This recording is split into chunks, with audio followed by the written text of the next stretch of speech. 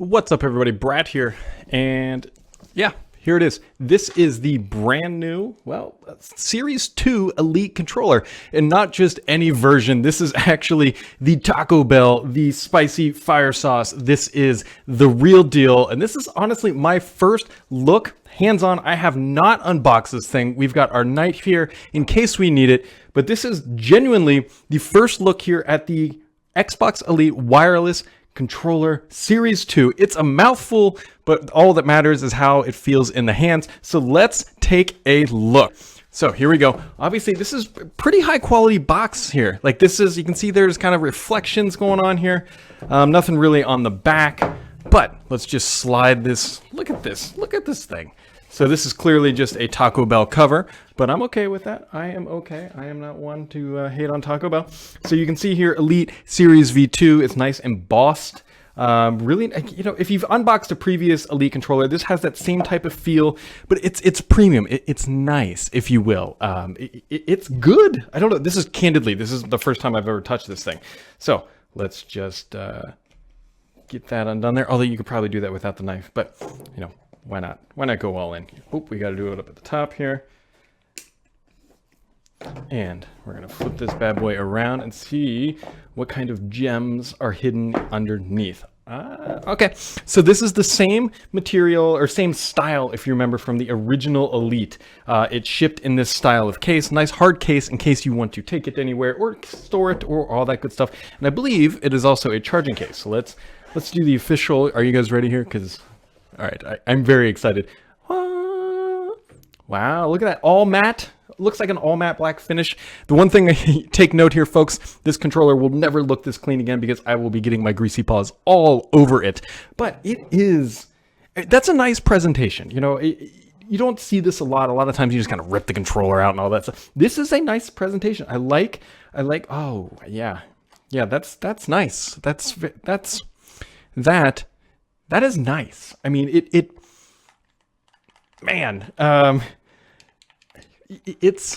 I'm not quite dumbstruck because I knew what to expect. I knew it was going to be premium, but I don't know if I knew it was going to be quite this good. It is, I mean, it just, look at it. You got matte black, the rubber wraps all the way around, and obviously the big tell with this will be how well it holds up over time.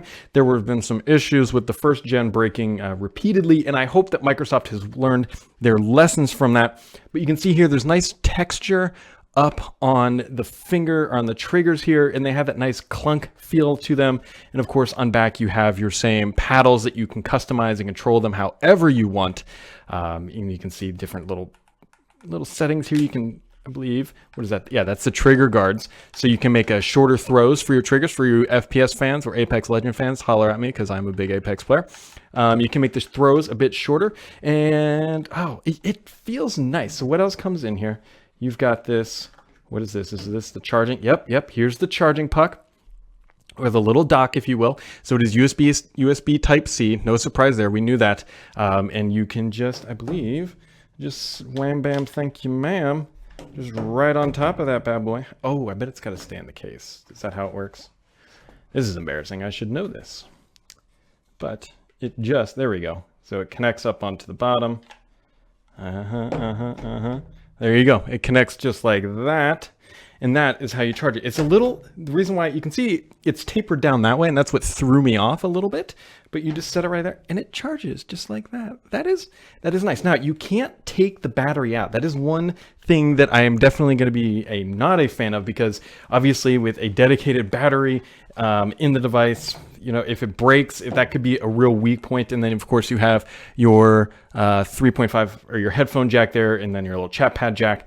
I'm sure this guy comes right off. Oh, it's just, this is nice. I like this little thing. I use this. But what other kind of treasures we got nestled down in here? So we've got, we've got a little key. I'm assuming that is for adjusting the tension of the thumbsticks, if that's correct. Yep. You just pop the thumbstick off like that, and I think you can go to town right there. Yes, I'm not going to do it yet because I'm still, obviously, I want to see what the default is. You got adjustable thumbsticks. You have your standard D-pad right here. And of course, if you don't like the little triggers on the back, these guys back here, you can take them out and store them safely right in there. It's quite nice. It's quite nice. You're going to hear me say quite nice a lot because this is a quite nice controller. Now, this is technically the one that comes with the Taco Bell, where you can win it every 10 minutes. That is coming back. And although I don't actually see any Taco Bell branding on this device, it appears to be only limited to the actual controller, like this little shroud thing, which kind of makes sense, right? This is something that you can just print off and just slap around the box, and it doesn't actually have to come off the assembly line. And so there you go. It's kind of hard to see here, but there are three. Let's see if I can do 3 different settings here for your triggers, or you can predefine it. Ooh, the buttons feel better too. I don't know if you can hear that. Can you? It's really nice and clicky, and I'm pressing the center button there. The controller thumbsticks feel about the same, maybe as some of the other ones, maybe a little different, but you can kind of hear it. But that click is nice. It's nice and reassuring. Like, there's no question about it when you hit these buttons. Ooh, even the So one of my complaints on some of the other controllers is that the Xbox button up here, you can see it flashing there, kind of feels like mush, if you know what I mean. Like, you go to press it and it's not satisfying. But as you can see here, or you can hear here, I should say, here, it's a nice click. It's a nice click. I give, that's a nice setup. And there we go. Now you can actually see the first light there for the controller setting, I believe. Yep, if I hit it again, then you get 2 lights. If you hit it again, then you get 3 lights there. There you go. So overall, and this is straight up shooting from the hip, guys. I don't think anybody has had this for a very long time yet.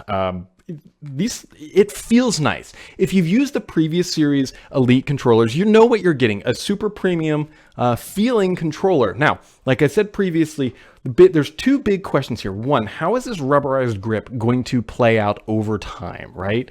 This has been some of the nemesis material of the last generation. It starts to fall off.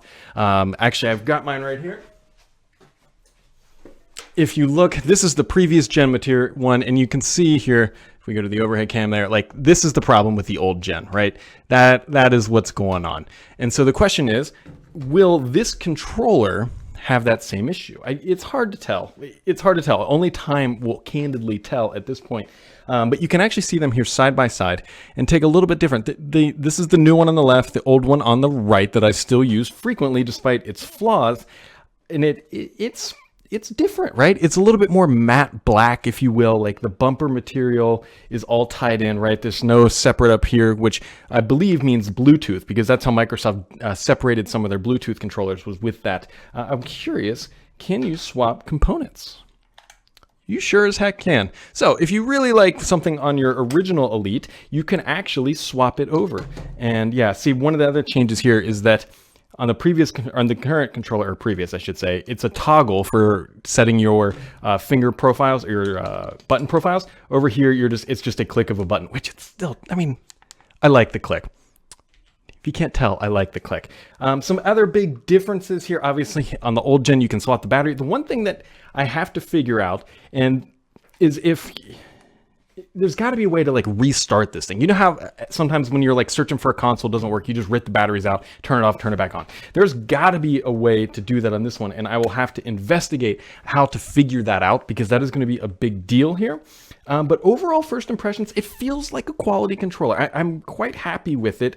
The problem is that I actually have 2 gaming stations in my house, and I'm going to need to buy another one to have it upstairs and downstairs, depending on if I'm playing during work hours or if I'm playing when the wife and kid are home. There's then the trigger guards on the back. You know, it's not a dramatic change. If you have a current gen Elite controller and it's working just fine, it is a tough sell to make the upgrade. It really, really is. But if you don't have an Elite controller, assuming Microsoft fixed the rubber issues, and they also fixed, other people had a lot of bumper issues with these things up here, assuming that Microsoft has fixed both of those issues, if they have, then this will be a quality upgrade for people who want the best, who are willing to spend those extra dollars for a better gaming experience. Because this is the standard controller. Let's just think of it as like a Honda Accord. This would be like your E-Class Mercedes or your 7 Series BMW, or you know, pick your favorite luxury vehicle. I particularly like German cars or Tesla Model S, if you will. This is the high-end top dog of the Xbox world, and I can't see a third party even coming close to this. Now, I know there's SCUF controllers out there, and there's other companies that make high-end stuff, but Microsoft stuff it tends to feel pretty nice. The question is this thing going to hold up over time? Microsoft has done a wonderful job with the presentation and the storage, and you can actually just keep it charged while it's in the case if you want, provided you turn that around the right way, I believe. Yep, there we go. Now everything is nice and charging, so you can charge it in the case. And look at that. Microsoft even has, it's hard to see there, but on the back of the case, you can see that there's the USB Type-C pass-through. So, and it's not just you shove the cord through, it's actually a port. It's actually a port in there. And so that is a good job, Microsoft. That is a detail that they did not overlook. And you guys, that is your first look at the Xbox Elite Series 2. This is technically the Taco Bell edition, if you will. But that's all we got for today. Hit that subscribe button, and we'll catch all of you right back here next time.